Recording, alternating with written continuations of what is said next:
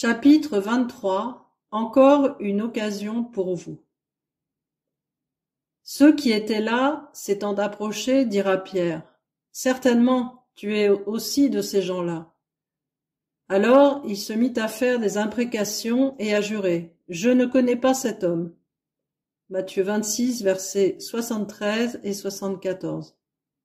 Jésus dit à Simon-Pierre, « Simon, fils de Jonas, m'aimes-tu plus que ne m'aiment ceux-ci » Il lui répondit, « Oui, Seigneur, tu sais que je t'aime. » Jésus lui dit, « Paie mes agneaux. » Il lui dit une seconde fois, « Simon, fils de Jonas, m'aimes-tu » Pierre lui répondit, « Oui, Seigneur, tu sais que je t'aime. » Jésus lui dit, « Paie mes brebis. » Il lui dit pour la troisième fois, « M'aimes-tu » Et il lui répondit, « Seigneur, tu sais toutes choses, tu sais que je t'aime. » Jésus lui dit, « Paie mes brebis. » Jean 21, versets 15 à 17. Pierre avait fait devant ses compagnons le serment de mourir avec Jésus plutôt que de le renier. Quelques heures plus tard, au moment de tenir sa promesse, il faiblit, oublia son vœu et perdit cette occasion unique de prouver son amour pour son Sauveur. Lorsque le coq chanta et que Jésus, se retournant, l'eut regardé, Pierre se rappela son infidélité à sa promesse et, étant sorti, pleura amèrement. La douleur d'avoir ainsi traité le Seigneur, s'ajoutant sans aucun doute à son cuisant regret, fut certainement la cause de ses larmes amères. Son amour dut lui suggérer de lourds reproches, sa conscience l'aiguillonnait, et le diable le raillait. Je ne m'étonnerais pas qu'il ait été tenté de perdre tout espoir et de s'écrier « C'est en vain que je m'efforcerai de devenir meilleur, j'ai misérablement échoué et j'y renonce. » Jour et nuit, seul et en compagnie, le diable doit lui aussi avoir rappelé son échec pour lui persuader qu'il était inutile d'essayer à nouveau. Et Pierre aura soupiré en lui-même, pensant qu'il donnerait le monde entier pour avoir une fois encore cette occasion. Trop tard, elle était à jamais perdue. Cependant, Pierre aimait Jésus, et le Maître lui permit de manifester à nouveau son amour. La scène n'avait rien de comparable à la grandiose, dramatique occasion de mourir avec son Maître, celle toute simple, presque banale, qui s'offrit aux disciples. Mais le monde et la cause du Christ en bénéficièrent peut-être plus largement. Dans la contrée qu'avait habité Jésus, il existait sans doute nombre d'âmes à la fois faibles et vacillantes. Elles avaient besoin d'être fidèlement nourries de toutes les vérités concernant le Seigneur et de celles qu'il avait directement enseignées. Aussi Jésus appelle-t-il Pierre à lui adresser à 3 reprises cette pressante question « M'aimes-tu » comme elle dut rappeler douloureusement à l'esprit de Pierre son triple reniement de Jésus. En réponse à l'affirmation de Pierre, Jésus, par 3 fois, lui commanda de paître ses agneaux et ses brebis, lui annonçant ainsi qu'il mourrait sur une croix, comme il serait mort probablement s'il n'avait pas renié son Seigneur. Aujourd'hui encore, parmi les disciples de Jésus, il se trouve, je le crains, beaucoup d'imitateurs de Pierre. Beaucoup dans nos rangs, après avoir promis de suivre Jésus et de faire ce que son esprit dicterait à leur conscience, après avoir affirmé qu'ils mourraient pour lui, ont oublié leurs vœux à leur critique de l'épreuve, renié Jésus par leurs paroles ou leur conduite, le laissant de nouveau seul sur le chemin du calvaire. Je me souviens d'une expérience analogue que je fis il y a bien des années, avant mon entrée dans l'armée, bien que déjà sanctifié. Je ne péchais pas en commettant des actes répréhensibles, mais plutôt en omettant d'accomplir ce que le Seigneur me demandait. Il s'agissait d'une chose sortant de l'ordinaire, mais non extravagante. La certitude que je devais agir me saisit subitement. Il me sembla que le ciel entier s'abaisserait vers moi pour me bénir si j'obéissais, et que l'enfer s'entourirait pour m'engloutir si je m'y refusais. Sans répondre négativement, il me sembla simplement que la chose ne m'était pas possible, et je ne le fis pas. Mais quelle humiliation ensuite! Que de larmes amères j'ai versées implorant le pardon de Dieu et l'assurant que je serais vrai. Dieu m'avait présenté, je le comprenais bien, une occasion que j'avais laissée échapper et qui ne reviendrait pas. Jamais, me sembla-t-il alors, je ne serais cet homme puissant par la foi et l'obéissance, que j'aurais pu devenir en me montrant fidèle.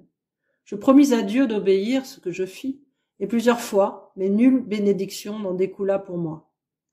Satan triompha, me raillant et m'accusant par ma conscience au point que la vie me devint un fardeau intolérable. J'eus enfin l'impression que j'avais contristé le Saint-Esprit pour toujours, qu'il m'avait quitté, que j'étais perdu.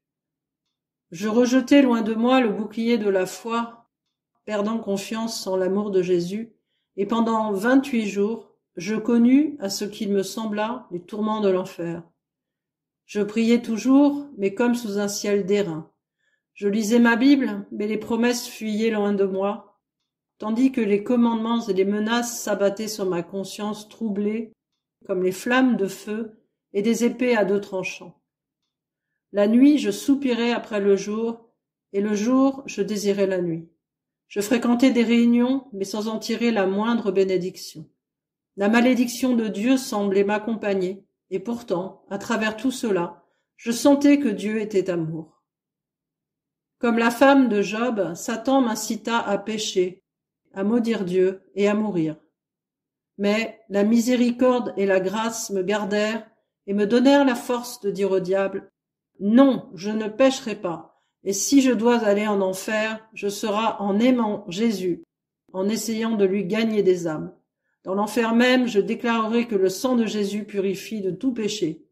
Je me croyais condamné. » Les déclarations de l'Épître aux Hébreux, chapitres 6 et 10, semblaient s'appliquer à mon cas et je disais « Je suis perdu à jamais. » Mais l'amour de Dieu est un amour sublime.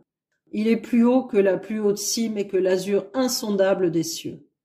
Au bout de 28 jours, il me retira de la fosse de destruction, du fond de la boue, par ces paroles. Tiens, pour certains que les pensées qui font naître l'inquiétude procèdent non de Dieu, prince de paix, mais du diable, de l'amour-propre ou de la bonne opinion que nous avons de nous-mêmes. Ce fut un trait de lumière. Oui, Dieu est le prince de la paix. Les projets qu'il a formés sur nous sont des projets de paix et non de malheur. Jérémie 29, verset 11. Puisque je n'ai ni amour-propre, ni suffisance, et n'aspire qu'à être délivré de moi-même, c'est donc le diable qui me trompe. Instantanément, il me sembla que les liens dont il m'enlaçait se dénouaient et qu'il s'enfuyait, me laissant en liberté. Le samedi et le dimanche suivant, je vis environ 50 personnes venir au banc des pénitents pour chercher le salut de la sainteté. Dès lors, le Seigneur m'accorda partout de lui attirer des âmes. Comme à Pierre et m'adressa ces paroles, « M'aimes-tu » Le cœur purifié, libéré, je répondis, « Oui, Seigneur, tu sais toutes choses, tu sais que je t'aime. » Il m'ordonna alors tendrement de paître ses agneaux et ses brebis, c'est-à-dire de vivre à fond l'Évangile et de l'annoncer dans toute sa plénitude, de telle sorte que le peuple de Dieu, recevant inspiration et réconfort, reste persévérant dans la foi, l'amour et le service. Il m'avait donné une nouvelle occasion. Il y en a de même une pour quiconque l'a renié dans le passé. Il ne faut pas chercher à faire quelque action d'éclat, mais paître les agneaux et les brebis du Seigneur, prier et travailler pour le salut de tous les hommes, étudier la Bible, s'entretenir beaucoup et souvent avec Dieu, et lui demander son inspiration chaque fois qu'il faudra parler, afin qu'il en résulte une bénédiction, pour encourager un frère abattu, fortifier un faible, instruire un ignorant, consoler un affligé, avertir l'égaré, éclairer celui qui est dans les ténèbres, et réprimander le pécheur. Remarquez que Pierre fut appelé à paître non seulement les agneaux, mais les brebis. Nous devons chercher à amener les pécheurs au salut, et, après qu'ils ont passé par la nouvelle naissance, les nourrir les jeunes convertis des promesses et des instructions de la parole de Dieu, propres à les conduire à une entière sanctification. Nous devons leur montrer que telle est la volonté de Dieu à leur égard. Jésus ne leur a-t-il pas frayé une libre entrée dans le sanctuaire? Hébreux 10, verset 19.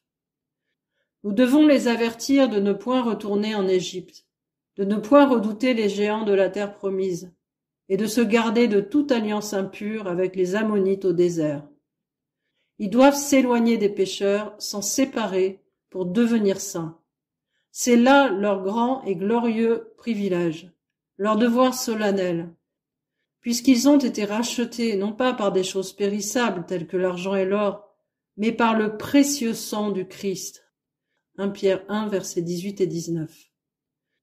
Ils ne doivent pas se laisser abattre par les châtiments du Seigneur, ni se lasser de faire le bien. Ils doivent veiller et prier, rendre grâce, être toujours joyeux. Ce n'est pas après maint effort qu'ils obtiendront la bénédiction d'un cœur pur, et seulement à l'heure de la mort, mais sur le champ, par la simple foi en Jésus. Nous devons nourrir les brebis déjà sanctifiées de l'aliment fortifiant de l'Évangile. Nourrissez un homme robuste de pain et de thé seulement, et il sera bientôt inapte à tout travail. Mais donnez-lui du bon pain, du beurre, du lait, des fruits et des légumes, et plus il travaillera, plus il sera fort et robuste. De même pour les chrétiens. Présentez-leur de vieux sermons rassis qui n'éveillent plus aucun écho même dans votre propre cœur, et vous les affamez. Mais nourrissez-les des choses profondes de la parole de Dieu, qui révèle son amour éternel, sa fidélité, sa puissance de salut, ses soins tendres et attentifs, l'éclat de sa sainteté, l'impartialité de sa justice, son horreur du péché, sa piété pour le pécheur, sa compassion pour les faibles et les égarés, ses jugements éternels sur les impénitents et les impies, sa gloire et sa bénédiction éternelle réservées aux justes. Ils deviendront si forts qu'un seul en poursuivra 1000 et que 2 en mettront 10 000 en fuite. Apprenez à connaître Jésus et vous serez à même de nourrir ses agneaux et ses brebis. Vous les nourrirez en le leur révélant, tel que par le Saint-Esprit le Père le révèle dans la Bible. Vivez avec lui. Sondez les Écritures à genoux. Demandez au Seigneur d'ouvrir votre entendement comme il ouvrit celui des disciples sur le chemin d'Emmaüs, vous enseignant ce que l'Écriture dit de lui, et vous aurez une nouvelle occasion que les anges eux-mêmes pourraient vous envier, de prouver votre amour pour lui et d'être en bénédiction à vos semblables.